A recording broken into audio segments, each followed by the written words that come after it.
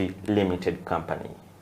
What they decided to do was, okay, what we decided to do was, let's go to the community, and we started up the project called the Enduro Community Project. So this Enduro Community Project is all about like going down to the people, giving them jobs, but they have stalls in these communities. You find a stall in Kamocha, you find a stall in downtown Chisenyi, you find a stall in like those small communities. This is because not everyone can afford a cup of coffee at 10K or 12K. But this cup of coffee by Enduro Coffee Community Project, you find a cup of coffee at 1,500. But a good cup of coffee, not like the one they will take at 10K. So this is one of reaching out compared to, okay, I'm not trying to diminish this whole van projects. They are good because they improve or they increase coffee consumption in Uganda. But for us, we decided to do it that way because coffee is people. Instead of coming and go away, okay, I'm going to come and park here today, and you find me here with my van with an espresso machine doing coffee, and then tomorrow you find me in Chireka. No, first we're like, let's stay here, we live in people, given the fact that coffee is people. Interesting. It's actually good to see that we're using coffee to, reach some people in the community. Do you have any examples or any stories of, certain lives that have been changed? I know that you're always up and down in Kapchora, here and there. So I know that you must have met some people or heard of some stories where people's lives were changed because of the work you guys are doing. Could you just share that with us? I do trainings of different baristas that we get into. I don't do like outside trainings, but I do trainings of in-house.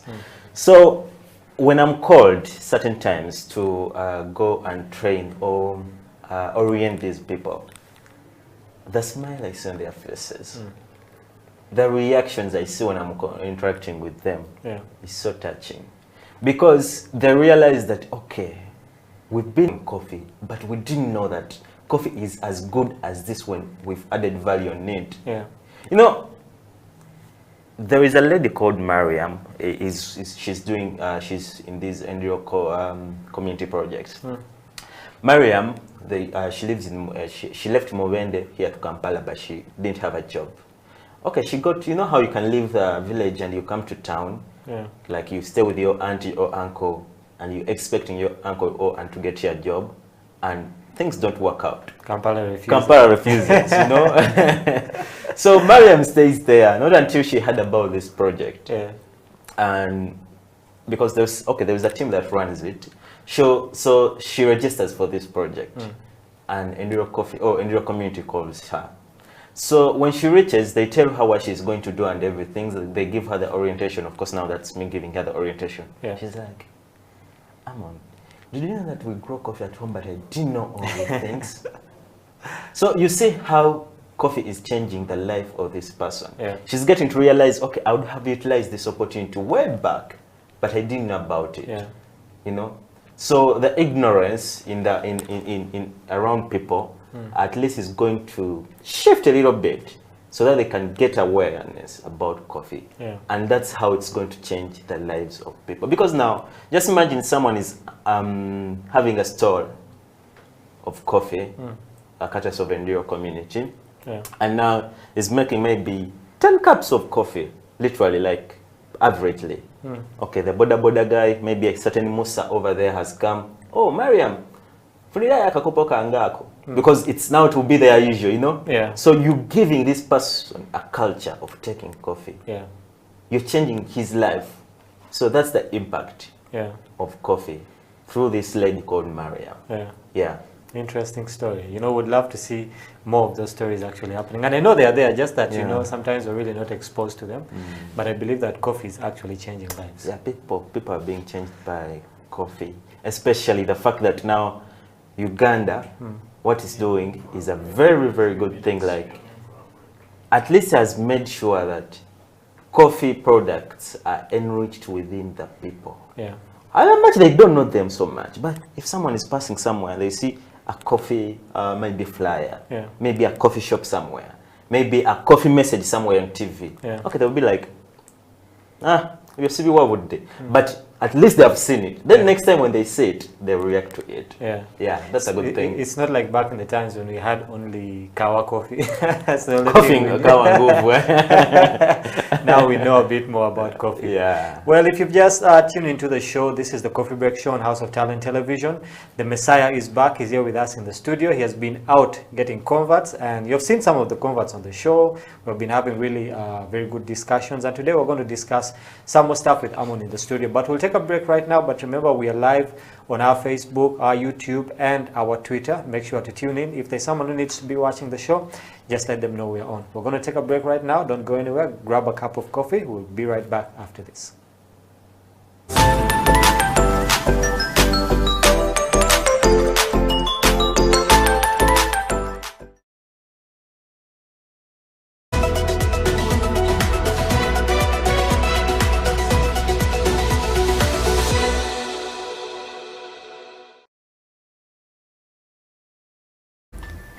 I think most female feel like being a barista is more of a male job, Yeah. or being a farmer is a male thing, or being a quality controller.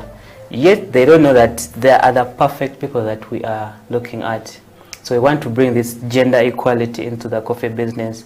I would thank this the International Women Coffee Alliance. It has really done a very good job to encourage women into the coffee business. When you look at coffee farmers or coffee processors, most of them are women. Yeah. When you look at the quality controllers, they say that women are the best coffee testers. Why? Because they're very subjected to spices when they're cooking. Yeah. They get a lot of flowers from us. So they test a lot of things, ice cream, yogurt, sweets, what. So they are good cup testers. Yeah. Yes. So most of them should actually, take opportunity. Yeah. I would actually encourage all the female to participate in the coffee business, whether owning a coffee shop, whether analyzing coffee, barista, farming. Yeah. We really need them.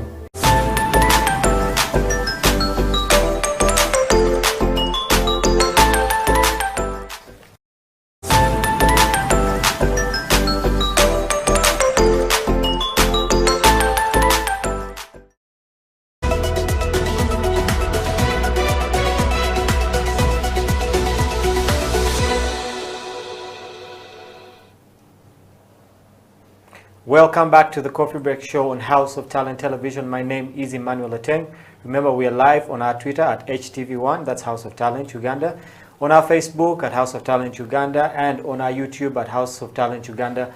Live stream, make sure to catch the show. And if you can't catch it right now, you can always catch it later. There will be a replay. But in the house with me today is Amon Mukisa, aka the Coffee Messiah, back from going out there and just spreading the coffee gospel. He's been doing really great things out there with different programs with Endiro, training different baristas.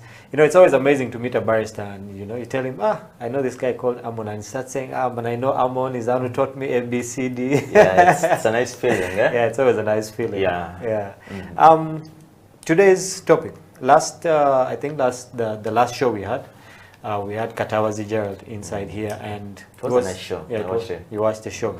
So we were talking about how Uganda is actually the second highest when it comes to coffee production, after Ethiopia in Africa. Okay, and I think the goal of UCDA is to either match Ethiopia or even be greater than that.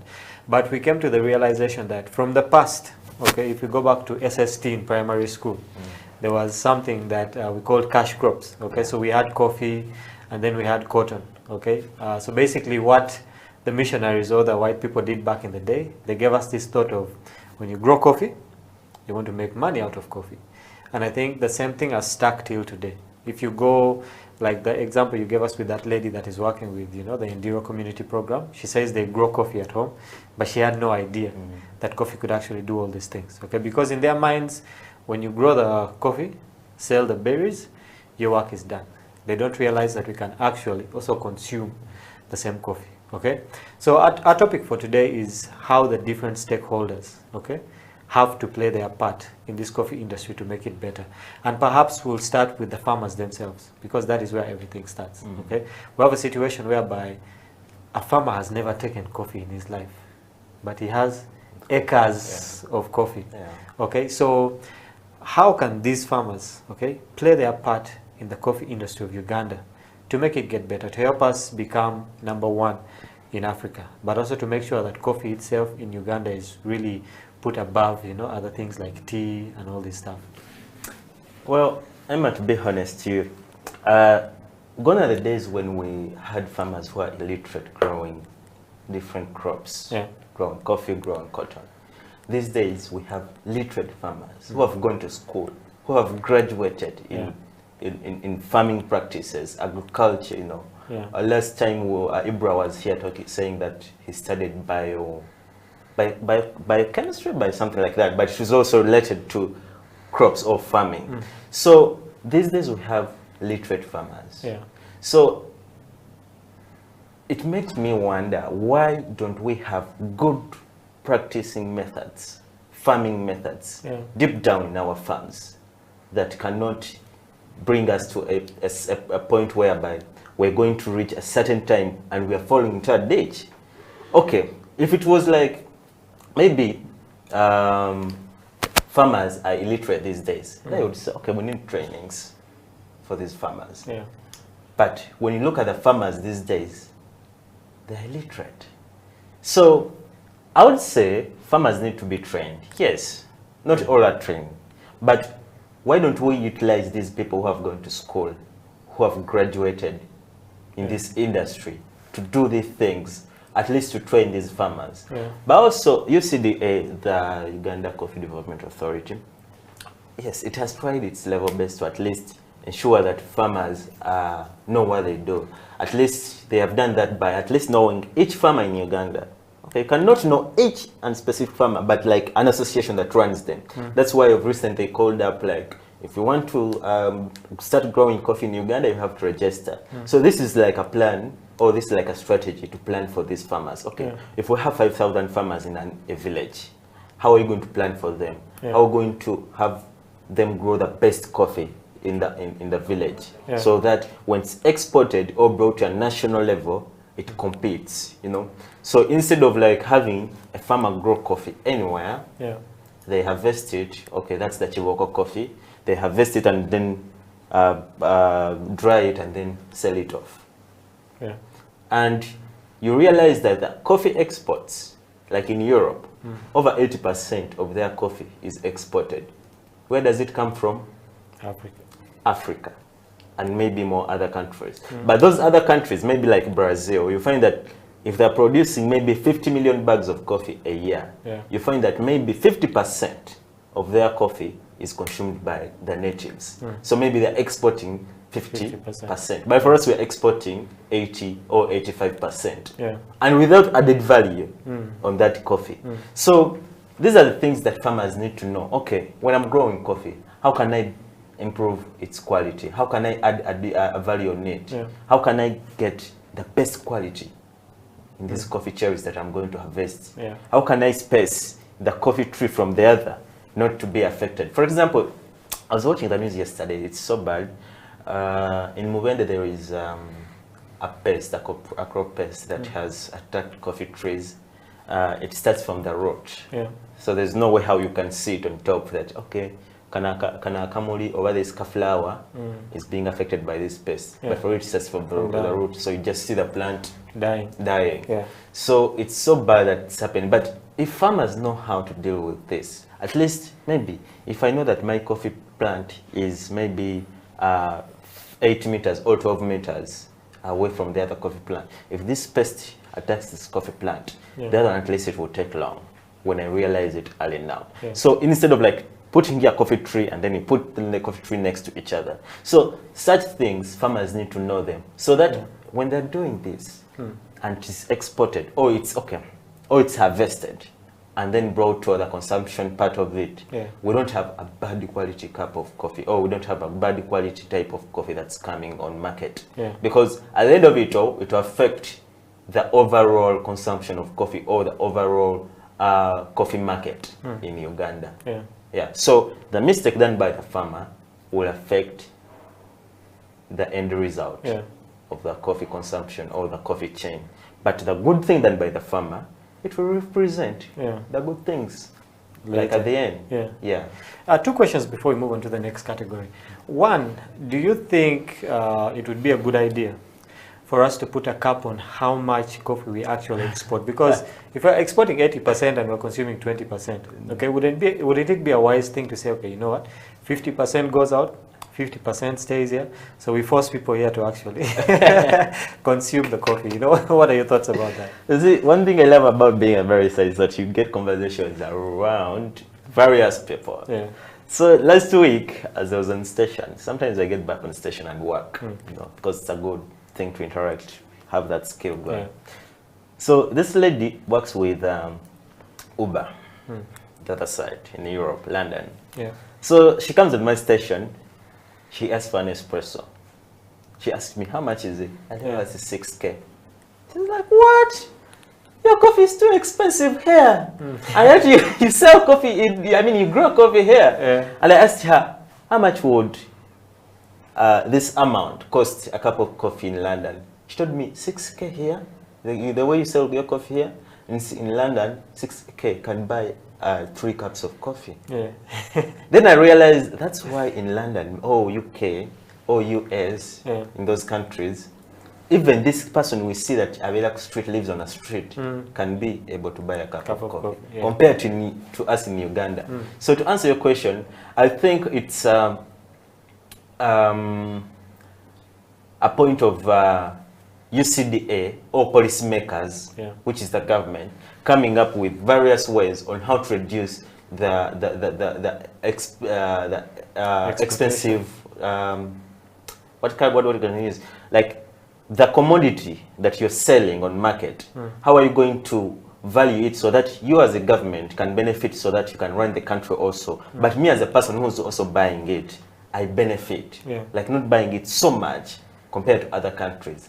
So policymakers have to do this for us, not us, people who are taking coffee. Because when I jam not taking coffee, the government won't benefit. Because I pay tax on that cup of coffee. I also benefit by maybe getting the healthy part of it and maybe, enjoying coffee.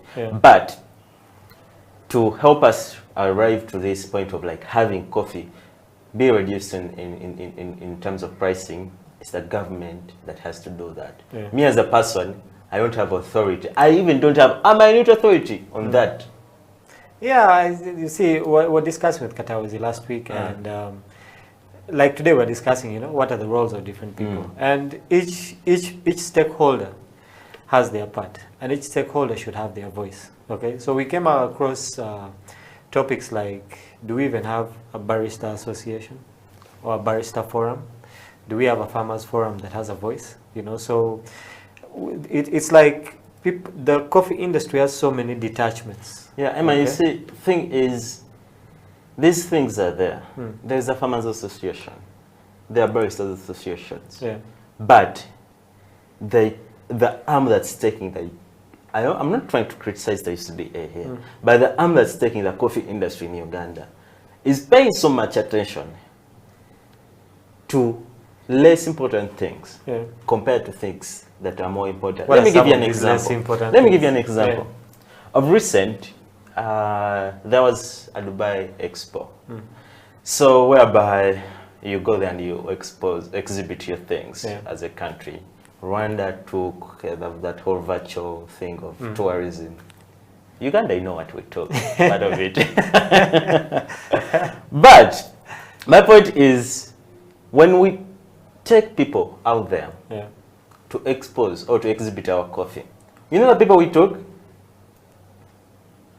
The people on top were on station, like exhibiting our coffee. Why don't you get a Uganda barista champion who's there right now, Michael, for example, to go and be on this station? Before you be on this planning level, why don't you take the baristas? Why don't you take the